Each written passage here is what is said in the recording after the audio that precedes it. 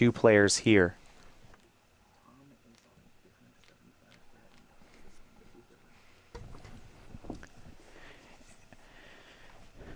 And for the matchup, we mentioned before, Jeskai Black for Tom Ross, for Jim Davis, the only green-red Eldrazi player here. And Jim actually with a very creature-heavy build of green-red Eldrazi. Some bold statements here. Has his 4 Jodi offshoots, for example, in the main deck to complement what I guess would normally be a more pure ramp strategy. So he has, I think he's giving more, I guess, respect to the aggro decks in the room. Yeah, and the aggro matchup, I've played a lot of Atarka Red. I played a lot of Atarka Red online. And the Eldrazi matchup always feels strongly in my favor. So trying to do some work game 1 to improve that matchup, not a bad call, although this room is very light on Atarka Red and landfall style strategies. Yeah, I believe Jacob Wilson, the only player on it, and was eliminated in the wild card. So we're underway. Tom Ross is on a 6-card hand for the game. We'll see how that one pans out. For Jim Davis, and we talked about this in the main deck, it's a turn 1 copy of Jodi Offshoot. Now, this is something that's normally in the sideboard. I've seen it both ways. And this is not the first time I've seen the card in the main deck. I don't think it's enough to really appreciably change the matchup against aggressive strategies, but it doesn't do horrible work against some of the builds of Jeskai that are more focused on not Seeker of the Way. Soulfire Grandmaster. Soulfire Grandmaster, excuse me. As is at least some sort of block early on in the game. And we do see for Tom Ross, it is that turn 2 Soulfire Grandmaster. So he'll have the play, but maybe won't be able to swing through Jodi Offshoot. And Jim doesn't really need to be concerned about the life gain that this will represent. No, when Jim gets a hold on this game, he's going to have it locked up. So if Ross goes up to north of 20, that doesn't really matter all that much once Jim starts playing cards like Ulamog and Ugin. For Jim, the ramping begins. It's a turn 2 Shrine of the Forsaken Gods into Sylvan Scrying.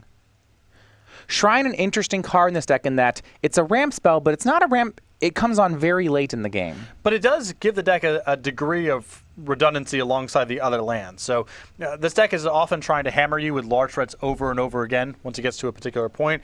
And Sanctum of Ugin and Shrine of Forsaken Gods are part of that package. Now we see Jim picking up a 2nd copy of Shrine of Forsaken Gods off the Sylvan Scrying. Once he gets 7 lands in play, those will tap double for colorless spells. So we go back over to Tom Ross. See hand here, double Painful Truths, 2nd Soulfire Grandmaster, and Fiery Impulse at the ready for him. You see the 2nd Grandmaster added to the table. He'll pass back. And right now, Jodi Offshoot, maybe not for this matchup, but it's doing good work here in protecting Jim. Yep. Between the landfall triggers and blocking 2/2s, it's definitely been worth a card thus far. We go back over to Jim. He's on Eldrazi. We see the target in his hand ramping up. He's ramping up toward it is a copy of Ulamog. Explosive Vegetation as well. I think just lands alongside those. I believe a Dragonlord Atarka as well in hand. So another big play to play towards. And the curve is very nice there. Your Explosive Vegetation, and you're threatening to have a Dragonlord Atarka available the next turn. Also, your Shrines are turned on when you hit land number 7. For Tom, the draw was Fiery Impulse. Still having trouble getting in damage at Jim. Jim is at a healthy 21 for Tom. 2 Painful Truths, 2 Fiery Impulses. And we'll go with a swing with the Grandmasters. 2 damage will get in, putting Jim to 19. And for Tom, he'll have to reload. And game 1, we've seen this in the past. Jeskai Black does a great job of controlling the game, but it oftentimes has trouble when it's forced into this aggro role that Tom has to play. With no Mana Spiders in the deck, it's not something that the position the deck can take very naturally. You're expecting, with cards like Treasure Cruise and Ojutai's Command and Kolaghan's Command, to have a better late game than most of the mid-range opponents you're going to be playing against. That's just not the case against someone with Ugin and Ulamog in their deck. So this position is very awkward for Tom in the matchup. Yeah, you look at Tom's creature base. He has 4 Soulfire Grandmaster, 2 Monastery Mentor, 4 Jace, 1 Tasker. That's actually it. They've gone as far as to play main deck copies of Roast. And you figure in an Obs on aggro metagame, this would be a great choice, but I feel like Tom may have been meta'd here. Well, this is the reason that Jim's doing what he's doing. He thought the deck list would look something like this, especially with the success that Tom has had with this deck in the format, the fact that Brad and Tom have been working together, the fact that you would expect those players to be making deep runs in the second day. Jim, like we said, he's rolled the dice here, but if the field looks like Tom Ross's deck, this is a great call. A Painful Truths into Fiery Impulse finished off Jim's Jaddy offshoot. So now the coast is clear for damage, but Tom's going to need to get it in quickly. Jim's turn 4 play was an Explosive Vegetation, ramping him up to 6 lands. A 7th land, and he should be able to just power out with those Shrine of the Forsaken Gods. Yeah, a lot of good options next turn. He can play a Mountain and Dragon Lord Atarka, or a land and any variety of large colorless spells next turn. We'll see just what Tom can do. He'll go for a 2nd copy of Painful Truths. You see he's picked up some interaction. I believe he had a Kolaghan's Command that he'd picked up last turn. A copy of Crackling Doom. More lands now off this Painful Truths. He has a full grip. But it's not quite clear what he's looking for to compete with Jim's late game of Atarka into Ulamog. The Crackling Doom gives him a little bit of wiggle room, but if the play here is Ugin, I don't think Ross' hand really has anything to do about that. We'll see the direction he goes. Now, in the main deck, we don't see any copies of something like Negate or Disdainful Stroke to really keep Jim off balance. He's heavy on removal spells, but that's not as good against Jim's cards. They all enter the battlefield and kill things. Yeah, you're looking for Negates, Disdainful Strokes, Ojutai's Commands. Those are the best cards to keep Jim off the top end. The spot removal spells, and some of these are very low-impact spot removal spells, just don't line up very well in this matchup. The other ends are also fine, but unfortunately, a lot of what Jim plays enters the battlefield and does something extreme, even if it's killed right away. Ulamog is killing 2 permanents. Ugin's wiping the entire board. So even if Ross has one of his answers, and he doesn't really have all that many answers to begin with, Jim can do a lot of damage with it. Yeah, it has to be really counter spells are at a premium here. So for Tom, now the coast is clear. The Soulfire Grandmasters will get in for 4. He has Jim down to 15, and will follow up with a Treasure Cruise. But the coast is clear, Tom. No mana up. I believe because of deck list, Jim actually knows there's no counter spells, so he'll even have to play around. Yep. Yeah, deck lists are public throughout this entire event, so Jim knows exactly what Ross can do to stop his large plays, and he knows there just isn't a whole lot. You see Tom discarding to hand size and passing back the turn. So coast is clear. Tom, 2 Grandmasters tapped in play, 5 lands, all tapped. And for Jim, you mentioned we have a Dragon Lord Atarka hanging out, I believe, alongside Ugin and Ulamog. Yep. Yeah, and this is going to require, each one of these threats requires an answer, or Ross is basically dead on the spot. And Ross doesn't have a whole lot of answers to each of these cards individually. The Dragon Lord Atarka is the easiest thing to answer, but Jim gets to kill 2 creatures on the way in. And here's Dragon Lord Atarka. You mentioned it. 2 damage to each of the Soulfire Grandmasters. That'll clear the board for Jim. Now the 8/8, the only creature on the table. So we go back to Tom. He does have kill spells at the ready for Atarka, but it cost him his whole board nonetheless. It's hard to weather the storm of 2 things die, kill that, go. 2 things die, kill that, go. Especially if you ever fail to kill one of the things, the thing kills you right away. We'll see how Tom wants to sequence. He has to be careful with his removal spells to make sure that he can line one up to each of Jim's threats. Now, we looked at Atarka. Ulamog, Crackling Doom actually can take care of an Ulamog. Ugin is the hard one for him to answer, I believe. Yeah, he's got 2 copies of Utter End in the deck. So that's his clean answer to all of this stuff. But he's very light on answers to Ugin. I would imagine the Dragon Lord Atarka is going to be hit via Murderous Cut, because Murderous Cut doesn't line up with a lot of the other big plays. And the saving grace for Tom is that while Jim has a decent job of ramping, he hasn't found a card like Sanctum of Ugin yet. So if Tom can just kill these 3 threats, there's a chance he can run Jim out of gas. Yeah, although the problem is that Jim has also picked up a Den Protector as well, so that's going to be another round of this. That is going to be a tough one. For Tom, the play is Soulfire Grandmaster and Jace Vryn's Prodigy. Leaves 2 mana up. Does have a Murderous Cut available here. As we go back over to Jim Davis. His pickup, he has a 1 of basic planes in the deck. That was picked up here. Now, I don't believe he has white cards in the main deck. That's just for some sideboard. Hollowed Moonlight in the board. All right, we're going to pause here, bring you back to the booth. Jim, having a judge question, which he's going to go ahead and take away from coverage here. Now, want to talk about just this matchup in general. You talked just how important it was for Jim to be able to really get a great meta call here. Now, there are some decks that are really a kind of a kryptonite for Eldrazi Ramp. It's why we haven't seen it. When you look at something like Hallowed Moonlight, that to me speaks of a rally matchup. Yeah, I don't think the rally matchup is particularly good for this deck, nor do I think the Atarka Red matchup is good for this deck. Just doesn't really do anything until turn 5 at the earliest, so the decks that do incredible stuff turn 5 or earlier are going to be challenging matchups. Atarka will come into the red zone. It hits big. Tom goes from 22 down to 14.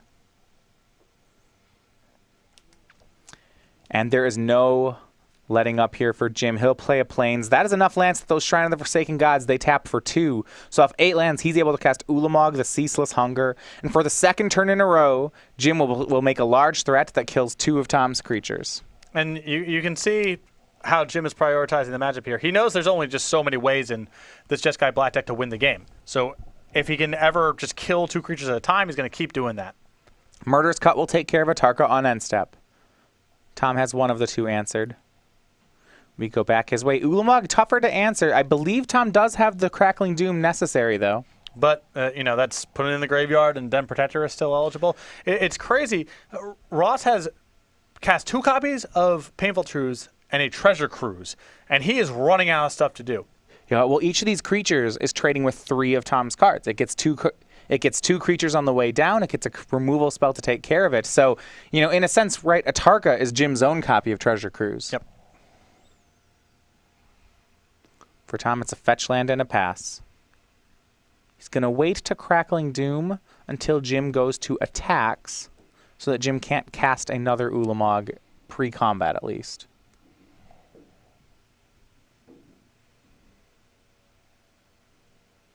And it looks like, yeah, here's the Crackling Doom. That will take care of the indestructible creature. Jim taking 2. He'll go to 13. Now, is there a chance? Can Tom sneak across maybe with burn spells? He's got Jim to 13. It's a tall order. Not the way their deck is constructed. It's very unlikely. A lot of the burn spells in here, what look to be burn spells are Fiery Impulses. He's got 2 copies of Roast. There's just not a lot of burn meant to go at the player. It's just creature removal, which is, again, this deck's trying to beat other mid-range strategies, but these cards line up very poorly in this matchup. Right, with Tom Ross's build, you would expect he'd be better than normal against maybe an Obs on aggro deck? Yeah. For Jim, it will be Explosive Vegetation. I believe he picked up a Map the Wastes for the turn as well.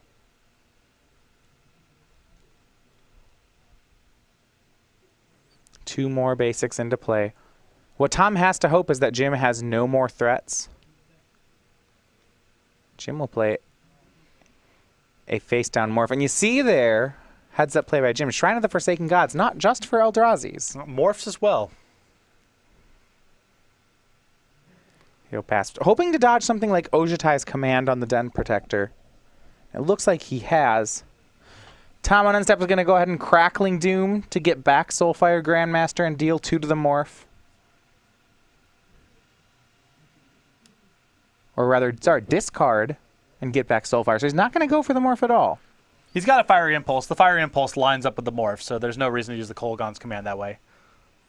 Now, Soulfire Grandmaster is interesting. That's actually Jeskai Black's late game in this matchup. Yes, Soulfire Grandmaster on top of Kolaghan's Command or the right type of removal spells like Utter End or Ojutai's Command can allow Ross to stabilize against the large plays that Davis makes. Well, we'll go back Tom's way. He's going to try to set up maybe that Kolaghan's Command Grandmaster lock you're talking about.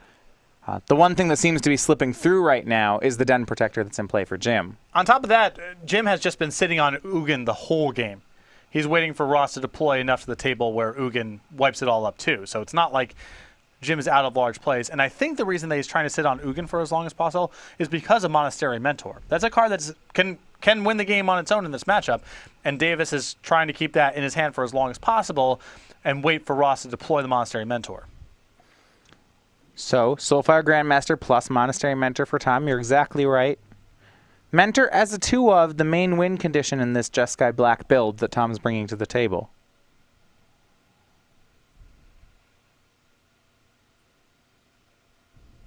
And if you're on Tom Ross's side, I believe, yeah, he knows the Morph is Den Protector. No copies of Rattleclaw Mystic in Jim's list. And he'll pass Jim, opting not to unmorph.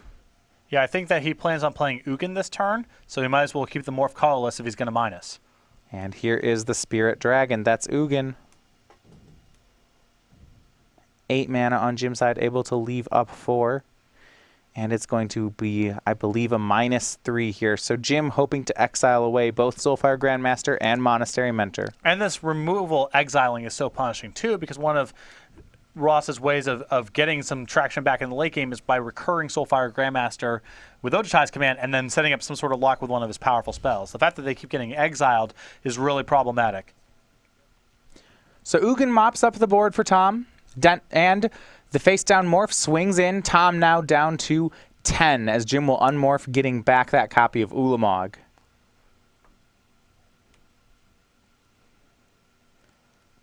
And the hits keep coming for Jim Davis. First was a Tarka, then Ulamog. Now it looks to be Ugin and another Ulamog. Tom able to answer the first 2, but it seems like these ones may run away with it. Yep. You can stop the first 3 10-mana plays, but the fourth one is likely to do you in. Ugin will up. Tom goes down to 7. Den Protector will swing. Tom down to 4.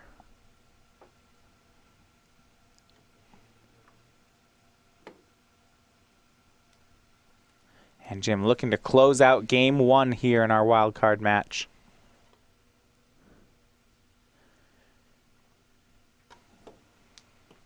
Jim Davis, yesterday evening, able to make it into Standard. You know he liked his deck for Standard.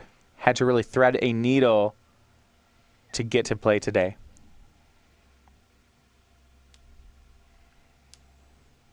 For Jim, he'll just continue to ramp, though it looks like the board plus that Ulamog he got is going to be good enough.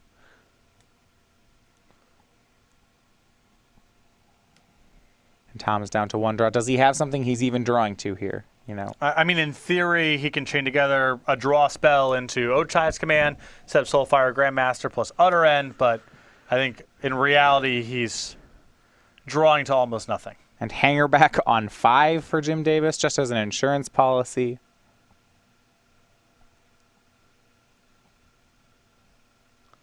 It's a good sign, you know, and that's your backup plan. Right. I got Ulamog back in the chamber if I need it. Right. Hanging back for 5 is my, that's my safe play. So game 1 goes to Jim Davis and Green Red Eldrazi. He's up 1-0 over Tom Ross. We know game 1 was going to be favored for Jim, and when you talked about this matchup in our pregame for it, you mentioned that the Jeskai Black players in the room were not normally as prepared as they would be. Tell me about Tom's sideboard. He's got Dispel, a Kolaghan's Command, 3 copies of Negate and 2 copies of Obnixilis, 2 copies of Duress, another copy of Painful Truth, 3 Radiant Flames, and 2 copies of Roast. I think he wants the counter spells in this matchup. Obnixilis does a little bit of work too. The 2 copies of Duress are great, and I think the additional copy of Painful Truce, because Jim's not really taxing his life total, get some of the shocks out of the deck and have a little bit better late game and more interaction. So you're right, Negate, Duress, these things are good in the matchup, but as you mentioned before, there's no copies of Infinite Obliteration that we would normally expect here. So that I would imagine has to change the way they approach the matchup. Yeah, that's usually the big trump here is Infinite Obliteration. You can recast it several times with Soulfire Grandmaster. There are only so many creatures in the deck, and if you have some counter spells or Utter Ends for Ugin, you can run the deck out of threats. But I think that Tom and company were not expecting this deck this weekend and cut the Infinite Obliterations for more stuff for the mid-range matchups. All right, on Jim Davis's side of the board, he has a Den Protector, a Desolation Twin, a Void Winnower, so a lot of different Eldrazi at the top of that game. Hallowed Moonlight, Rending Volley, Winds of Calcisma, Dragonlord of Tarka, Radiant Flames, and Roast. What do we like here? I like the 3 copies of Rending Volley a lot in this matchup. I like the additional copy of Den Protector because sideboard games typically just get slower. And I think this is a fine matchup for Desolation Twin as well. So why Desolation Twin instead of Void Winnower? We're looking to add another Eldrazi at the top. Because Void Winnower can just get countered. and Desolation Twin, at least you're getting the trigger. The Jeskai Black deck has a lot of 2-for-1s and 3-for-1s built in. I think it's important for Jim's top end to run them out of stuff, and Desolation Twin is a good card for running them out of stuff. Yeah, so you get the extra 10/10 token on cast. And actually, when I'm looking at Tom's list, I don't know how many ways he actually can just kill a 10/10 token. Yeah, he's got the 4 Crackling Dooms, but you can tell those are already taxed, answering Dragon Lord Atarkas and Ulamog. So yes, he can answer it, but he's only got so many answers for the large plays, and that requires 2 answers. Yeah, I mentioned there's 2 Utter Ends that could also remove a 10/10, but those to me seem well overtaxed. We talked about ways that he could answer Ugin, maybe even, there's a lot of things he needs to Utter End here. Yes, and then post-board Tom gets access to Duresses and Negates, and that helps a lot, at least with the Ugin problem, but he is still left with not that many clean answers to Jim's top end, and all the threats require immediate responses, or Ross just dies. So over at Star City Games in the month of December, we have been running our holiday sale all month long, as you should expect. That means we have different deals every week from now until December 1st. Right now, we have 50% off of select promos, as you can see here. So you're going to want to go head over to StarCityGames.com to get a chance at some of these. We have this one ends at Monday at 10:59 Eastern Time, and we have a new sale added this next week. So if you want these, make sure you go ahead and get them, and check us out next week to see what else we have sale. Learn more over at StarCityGames.com. Going back to the match, so some interesting history here between the players. So last year, Jim Davis had an early exit to the Players' Championship. It was on Saturday morning. However, he got eliminated at the hands of Tom Ross. And we had the same thing happen last round, too, with Joe Lissette and Logan Mize squaring off. Joe eliminating Logan from the Players' Championship this year, and last round, Logan returning the favor. So, and I have to think, these players, they play a lot against each other. At some point, you kind of get into a rhythm of it, but I feel like that's the kind of result that you remember, and maybe these matches matter a little more when you play them. Oh, definitely. You definitely recall the players who have handed you some significant losses, and a field this tight, you get to really hone your scope in on the people that you're gunning for. You're going to get the opportunities if you make a deep run, because once you get to day 2 at least, it's nothing but single elimination matches. So assuming the people that you're gunning for are also doing well in the event, it is only a matter of time before you get to butt heads. See Tom Ross, the 5th seed here. Started off the day undefeated, went on a losing streak at the end of the day yesterday to miss his chance for a round 1 bye. And now he's on the ropes. He's 1 game from being eliminated from the tournament. Yeah, did not have a great run through the modern portion of the tournament. What that means in that sense is he has to play an additional round today, wasn't able to get one of those buys. And that additional round that he has to play here might end up ending his whole tournament, as Jim has made a pretty gutsy metagame call, but one where I think he's happy with what he's seeing on the other side of the table. So I have to ask, if you were Jim Davis here in this situation and you made it to the standard bracket and you saw that your round 1 match was against Tom Ross and you have Eldrazi in your hands, before you get to see the deck list, when you showed up to the table, I have to imagine if you're Jim, you're thinking, why Tom? You have to think you might just get a Tarka Reddit out of the room here. Exactly. You're thinking, all right, well, this was a good metagame call against Brad and Tom probably, but not, or Brad and Todd rather, but not Tom. But Tom decided to go with the team deck this weekend, and Jim's got to be happy about that because the Atarka Red matchup here is not great. Well, we'll try to look at some of these post-board games. We have seen a lot of players really change this one around. I remember in Star City Games Philadelphia earlier this year, Todd Anderson, to top 8 the tournament, had to win 3 rounds in a row against Eldrazi. He lost all the game 1s and was 6-0 in post-sideboard games. Now, I know that they're less prepared this weekend, but it does show how the matchup changes. Well, that was all about infinite obliteration. I mean, those matches... Todd was able to get the game to the point where the Eldrazi deck had literally no ways in the deck left to win the game. Without an infinite obliteration, the Duresses help, the Negates help. Those are a step in the right direction. But the dominance that we saw Todd Anderson have in the post-board games in Philadelphia, that's going to be hard to replicate because infinite obliteration was the card that was making that happen. You see Tom on a mulligan here. He is on the play as he dropped game 1. But you're right, without infinite obliteration, I mean, it certainly is grindier on Tom's side to try to win this one. He's going to have to answer Jim's threats more honestly. He's going to have to answer them with removal instead of actually exhausting Jim's deck. And a pair of mulligans, it turns out. Jim also going down to 6. Now, For the green-red Eldrazi deck, we've seen, frequently in Standard an iteration of a ramp deck. The one thing that stands out to me about ramp is that whereas a lot of decks ramp into maybe 5 drops or 6 drops, this green-red Eldrazi deck, it has to ramp up to 7, 8, 10 in order to get there. So mulligans seem even more punishing than they would normally be for a ramp deck. It's true, though there is some built-in redundancy here. There is a lot of searching in the deck, so there's a good chance you're at least able to get off the ground, but I think mulligans, if both players are going to mulligan, that's probably better for Tom than it is for Jim. There's still some concern, I guess, on Tom's side that no matter how much they mulligan, Tom's deck's not particularly great at punishing Jim. Outside of these 2 copies of Monastery Mentor in the main deck, there aren't very many ways for Tom to put a clock on him. Though the duresses and negates get a lot more punishing if Jim is taking mulligans.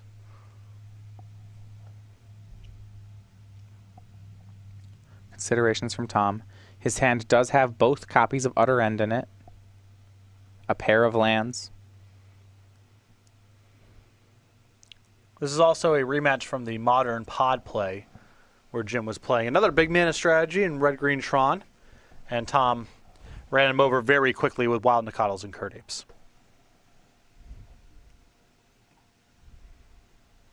Jim, a rough tournament in Modern, had Tron in what we thought may have been a good pod, but I mean, you have to wonder who you're playing against.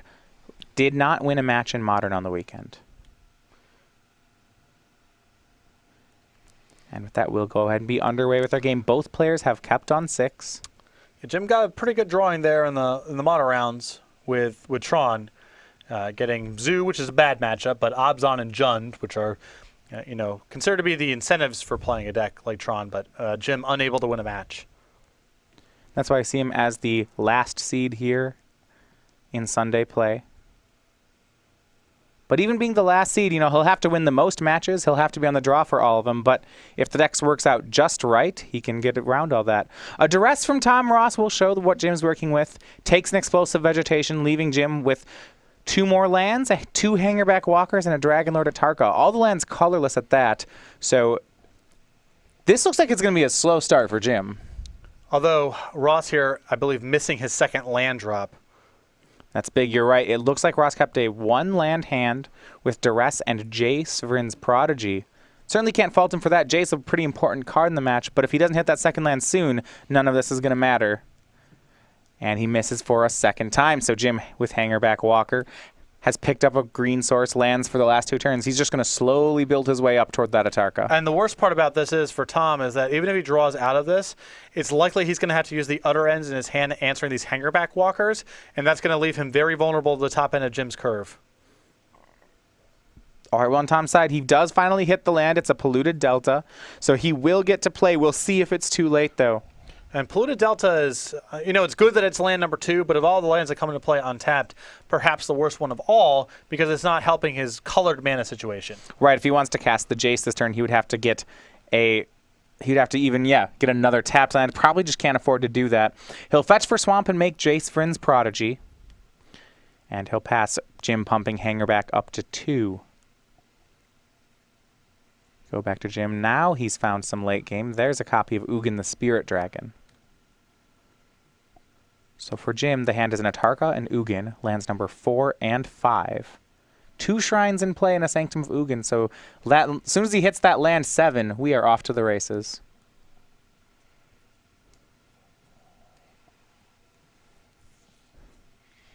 And we'll see what Jim wants to do before that.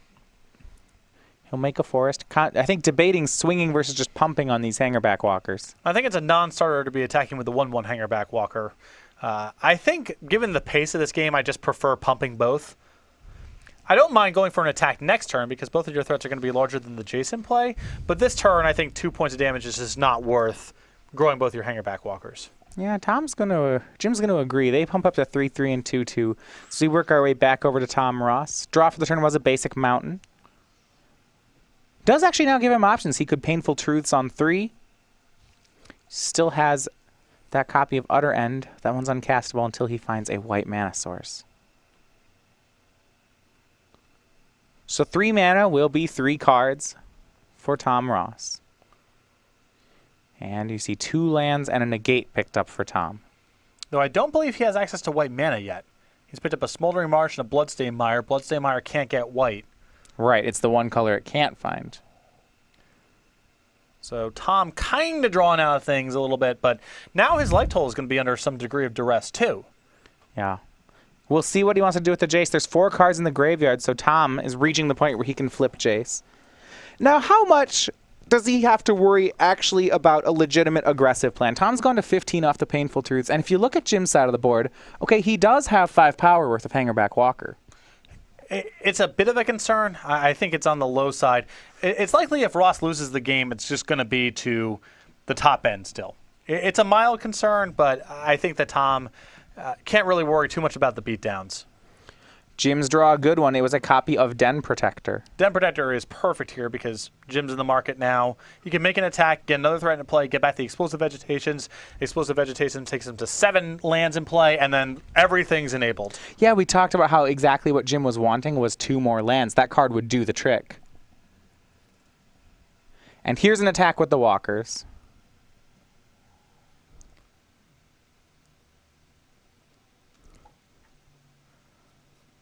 Tom's side, he can block and turn Jace into a Planeswalker.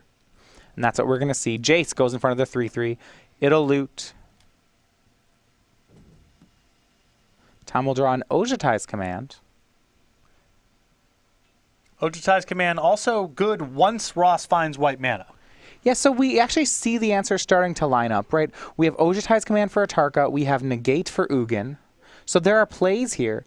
Now, still, and I know I want to touch back on this, is that, so maybe Tom can answer those late game threats, but I'm still concerned about a Den Protector plus 2 Hangerback Walkers actually just, doing the job of 20.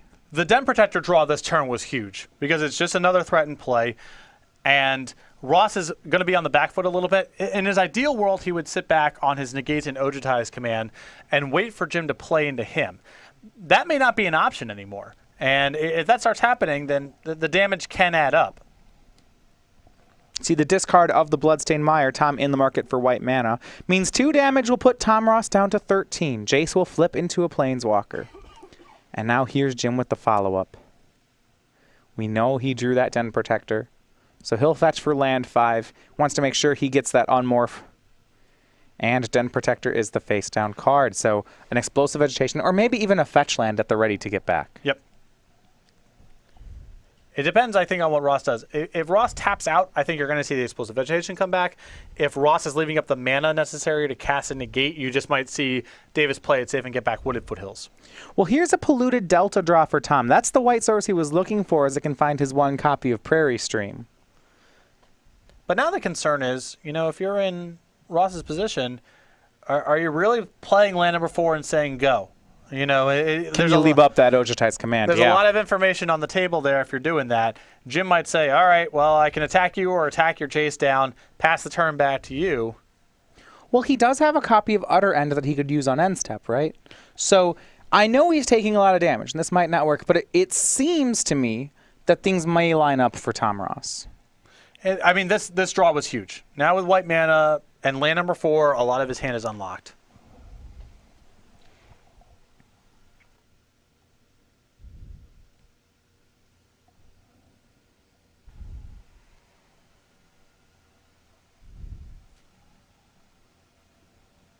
We'll see just what he wants to do. Jace will shrink down the morph. Polluted Delta the play. That is the white mana he needs, and thanks to those basics he's gotten, it will come into play untapped.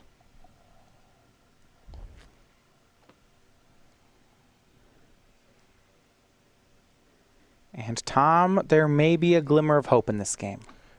This was the last window, I think, to draw white mana and have it be good enough. Yeah. Sitting back on Negate, Ojutai's Command, and Utter End. As it looks, those may be able to answer Jim's threats. But you have to watch out. Cards like Sanctum of Ugin waiting on Jim's side. Well, we'll start here. Den Protector is going to unmorph on end step. It'll get back the Wooded Foothills for Jim. So Jim will be at the ready with land 6. To draw another copy of Ugin. So maybe some punishment on Jim's side by not getting Explosive Vegetation. He's a land off of casting anything. Well, I think he respects the possibility of Tom being able to counter it. And land number 6 is one land away from land number 7, and then everything's good to go. So yeah, land number 7 lets him cast literally every card in his hand. But without it, we have 2 Ugins and an Atarka. None of them are castable.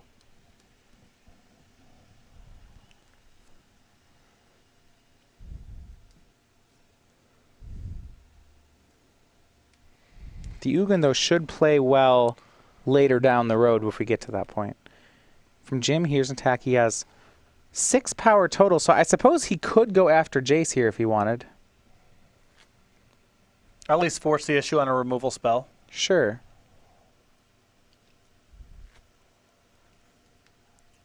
Looks like it's all going at Tom. Yep. Well, this lines up. This makes sense to me. I think that if Jim had the intent of attacking down the Jace, he would have gotten back explosive vegetations. Attack everything at the Jace. If Ross makes some sort of move to protect the Jace, then he'll tap out. He can resolve the explosive vegetations.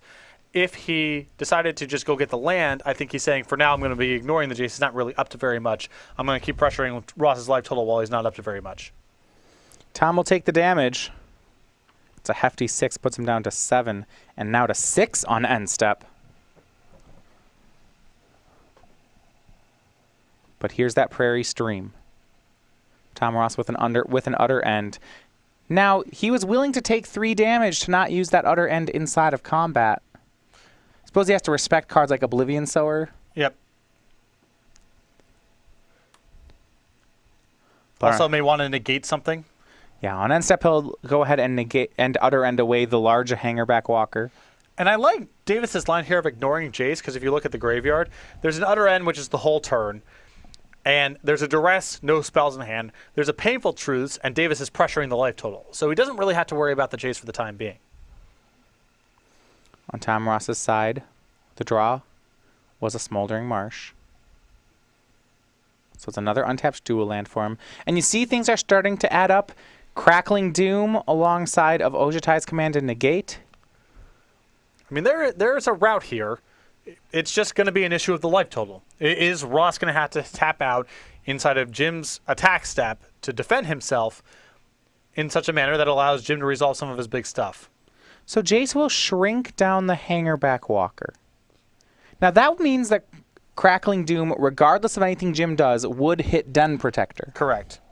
And that's pretty relevant. If Crackling Doom hit Hangerback Walker, Tom may not be able to stave off the damage from the Thopters. No end step play from Jim. We go back to Jim's turn. He'll untap. Tom is at 6. Jim 3 power in play. The big question, of course, is did Jim hit land number 7? The draw step was another copy of Ugin. So a miss.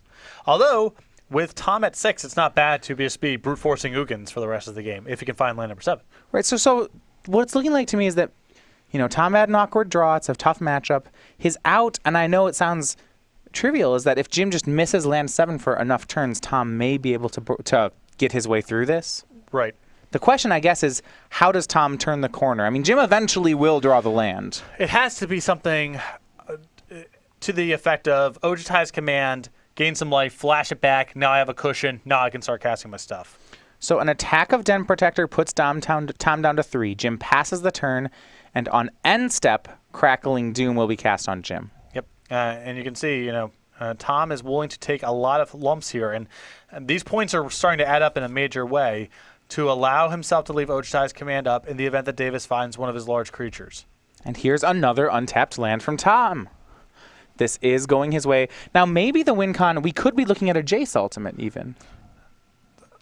A slow way to do it, yeah. But possible. I mean, he has nothing else. I don't believe he has another thing in play.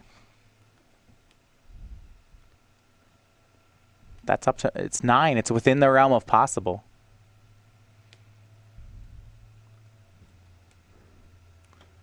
Tom, Ojutai's Command, Negate, in hand.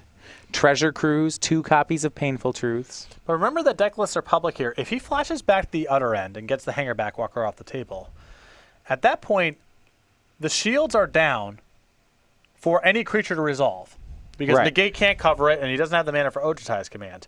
So if he flashes back one of the removal spells, the utter end, let's say, He's very vulnerable to land number 7, Dragon Lord Atarka. Now your Jace is down. Now you have to be responding on your own turn, and Jim still has a bunch of copies of Ugin left over. So it's going to be a 1-mana Treasure Cruise from Tom. And he had to decide whether he wanted to leave Utter End or Duress left in the graveyard. Close call for him. He ended up leaving Utter End.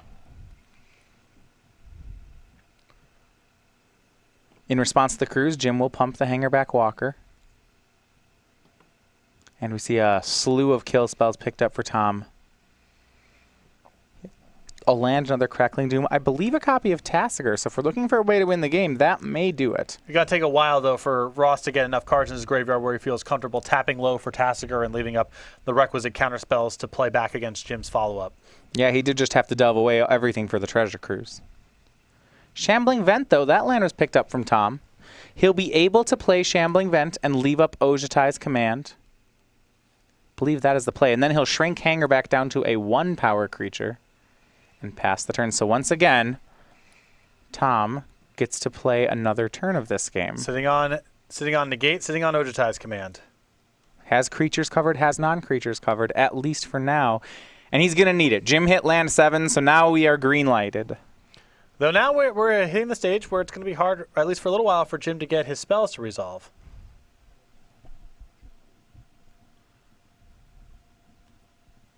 Three Ugins and an Atarka all in hand for Jim.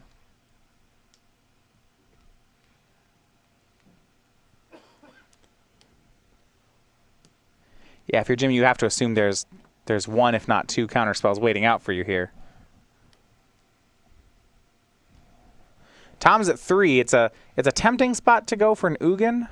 Now I know that your expectation is low on Ugin working here. Well, my preference is to lead with Ugin because it's just the more. It forces mana efficiency on Tom's side. If you tap out for Dragon Lord Atarka, Ojutai's Command uses all of Ross's mana. It's a very efficient turn. If he's on Negate to answer the Ugin, there's a good chance he has 2 mana that's not doing anything. Sure. And then if he has to leave up Ojutai's Command again, he has to commit 4 more mana, and you have another opportunity to resolve one of the other Ugins in your hand. Well, the first thing Jim will do is he'll use Hangerback to put Tom Ross down to 2. Hangerback, remember, a 1/3, not a 3/3 because of Jace. Also, if you play Dragon Lord Atarka, you don't kill the Jace, and if Ross just has a copy of Crackling Doom, he answers Dragon Lord Atarka just fine. It's a pretty clean answer. And Jim, he's lining up the cards here for threat number 1. Here's 8. It looks like it's going to be try number 1 at the Spirit Dragon. All of these are going to have to be countered by Tom Ross. He is at 2. And he doesn't have a whole lot of counters for this in his deck. No, first one's going to be negated. You see there were 3 copies of Negate in the sideboard. But you're right, with Tom at 2, Utter End no longer is an answer. You see Tom pick up that sideboard copy of Obnixilis. Typically a good card in the matchup, but with the way this game is shaken out, Ross can't spend 5 mana to draw a card, and the only creature in play is not something he can kill with Obnixilis. Yeah, I mean, it's feeling like negate or bust. I mean, if Tom wants to get out of range of that Atarka, he's going to have to do some clever play with Shambling Vent, it would seem. Or he just has to Ojutai's Command to gain 4 and draw a card. And now Dragon Lord Atarka is more likely to resolve in the subsequent turns. Sure, it's not the way he wants to be using his Ojutai's Command, that's for sure. You can see several copies of Painful Truths in hand, and those are not close to being cast. Yeah. He has neither the mana nor the life to spend that way.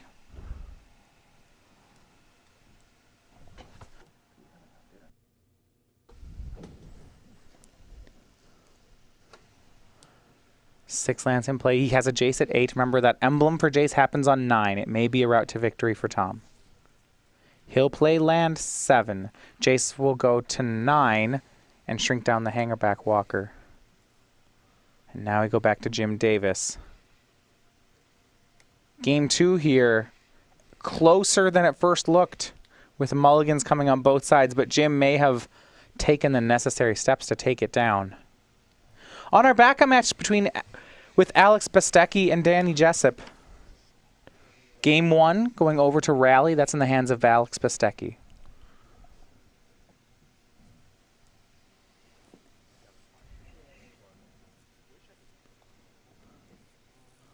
We'll bring you that match after the conclusion of this one.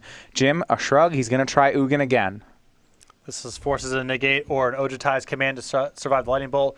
If Ojutai's command happens, that's a window for the Hangerback Walker to hit again. Well, Tom says it resolves, so now we see counters on the Ugin. So he knows there's no negate. There still could be an Ojutai's command. Yeah, he'll do 3 to Tom. Let's see it.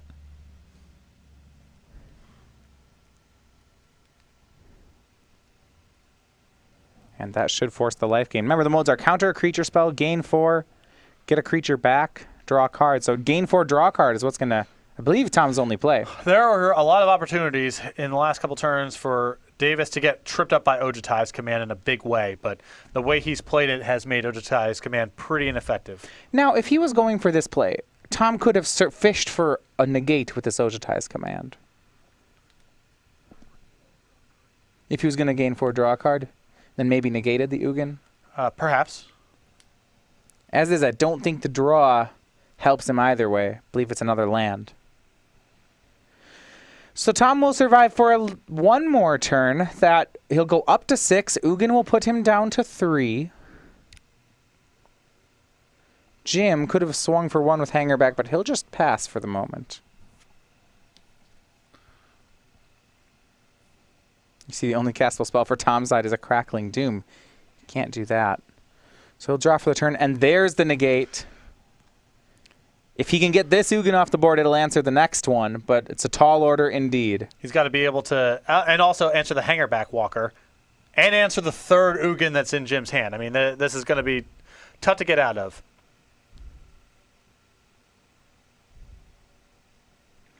Well, there's an Utter End in the graveyard. Jace could flash that back, but if Jace is flashing it back, then it's not keeping, then the Hangerback is too large. Correct.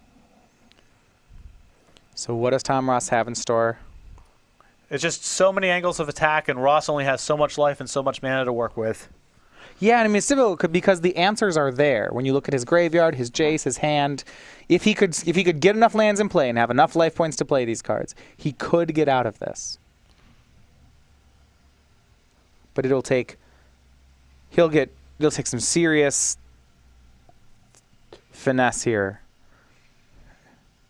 if Tom can get out of the situation.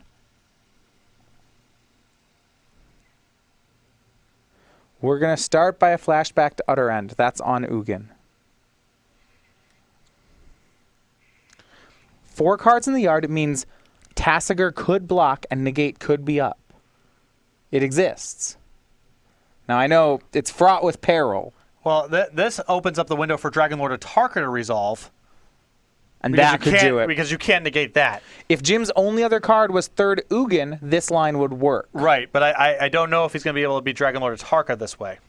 Hangerback pumps to 4. Well, we'll see. So if Jim goes for Atarka, we believe he has it. If he goes for Ugin, though, then Tom's got a shot. Remember, deck lists are public. Can Jim find the right play? This should be for the match. Jim Davis on the left, Tom Ross on the right. Tom at 3. Ugin is lethal, but here's Atarka. Jim finds the right play. Tom has the negate, but you can't negate Dragonlord Atarka. It's a kill of Tasigur, and Hangerback Walker wins the match 2-0 for Jim Davis. Got to be a satisfying win for Jim there. Not just winning and advancing to the top 8 and the extra $1,000 and all that represents, but you choose this deck, you play against one of the best players in the room who's playing a mid-range deck with nowhere near enough from the sideboard to handle what you're doing. So far, at least, Jim's metagame call has paid off. For Tom Ross, a great run in Legacy and a great tournament, but that will be the end of the road for him, not pulling it in Modern or Standard. And for Jim, this might be a sign of good things to come. When you play against this kind of player and see just how well your deck is positioned, you have to wonder how far this run can go.